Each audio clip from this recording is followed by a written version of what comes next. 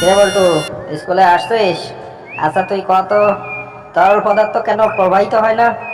Sir, তরল পদার্থের পা নেই তো, এই জন্য হাঁটতে পারে না, শুধু বয়ে যায়। বলটু, নামটা মুখস্থ করছিস? হ্যাঁ স্যার, তবে শুধু দুইয়ের নামটা মুখস্থ করছি। ও আচ্ছা, তাইলে কত 2 গুণ 3 কত হয়? স্যার, এটা তো তিনের নামটাই পড়ে, আমি সেটা মুখস্থ করিনি। কেন বলটু, পরীক্ষার খাতায় সব প্রশ্নের উত্তর ভুল করে? পড়াশোনা করিস না নাকি? কে স্যার, আমি তো উত্তরগুলো ঠিকই লিখেছি স্যার, আপনার প্রশ্নগুলোই ভুল ছিল স্যার। আরে বলটু, ঠিক করে লেখাপড়া কর, নাইতো ভবিষ্যতে কি করবি? স্যার, বড় হয়ে শিক্ষক হব, আর আপনার মতো বকা দিতে দিতে জীবন কাটাবো।